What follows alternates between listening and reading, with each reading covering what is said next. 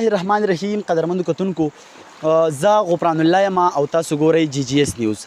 قدرمنو کتونکو ډیر وخت د سیلاب ځپلو په اواز راوچتولو بیا په تیره د هغوی هغه اواز اعلی چارواکو ته پر رسولو کې ډیره وخت چې دی هغه تیر شو، چونکې د کلي سماحول چې دی هغه مو تاسو ته نه وښولی.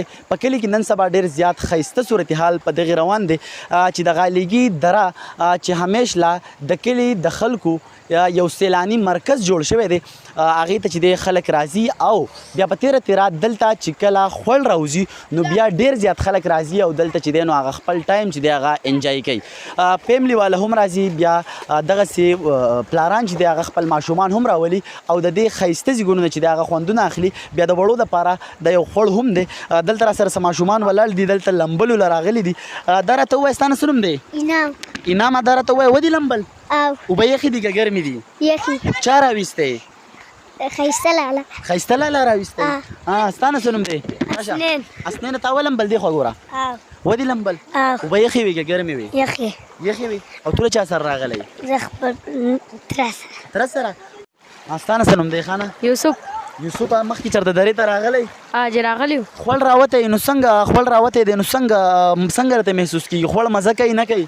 مزه خو ډېره کنګه وکړي، لامبو په مخه. په مخه لکه کور نه لامبې، خو دلته راځي نه چې دلته وله راوځي نو بیا هله لامبو. ښه دا راته ووایې ماشومان مو راویستي دي، پخپله هم راغلي یې، درې ته راغلي یې، د کلي خوندونه اخلئ، دغسې نور مسافر به یې هم ګوري نو د درې په هکله به ورته څه ویل غواړئ؟ والله ډېر ښکلی خوړ راوتی دی او پاکې اوبه دي ډېرې یخي او واړه مې راوستي دي را ټولو، دا پکې ولامبي او ډېر خوشحاله دي. پخپله یو څومره خوندونه واخیستل؟ ډېر خوند دی، لکه ډېره مزه کوي. مازدیګری ټایم دی او ډېرې ښه یخې اوبه دي او مزیدار یخي. ستاسو په شان چې دی نو نور خلک که راتلل غواړي، بیا په تیره مسافر وروڼه به یې هم زموږ په شیشه باندې ګوري، نو هغوی ته به څه پیغام ورکول غواړئ؟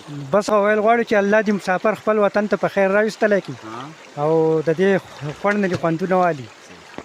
قدرمنو کتونکو نو دا د درې هغه ښکلاګانې وې چې د خپلې کیمرې په شیشه باندې مې راخوندې کړې او تاسو ته مې کېښودې، چونکې زیات مسافر زمونږ د کلي هم په دغې هیله باندې او په دغه تمه باندې ناسي چې دوی به مونږ له څه ویډیو راوړي، بیا د کلي دغسې ښکلاګانې به مونږ ته ښیي. نو دغه نننۍ ویډیو دی زمونږ د کلي نه بهر خلکو ته هم ډېره ډالۍ وي، چونکې دغه ښکلاګانې مې در سره د درې شریک دی، بیا د څه ګلالې ماشومانو سره هم خبرې اترې وکړئ. یقین ساتمه چې تاسو به هم د خپرونې نه ډېر خوندونه اخیستي. تر دې یو بله پروګرام پورې خپل کوربه غفران الله له سره د کیمرمین اسیم خان راکې اجازت په لوی الله مو سپارم.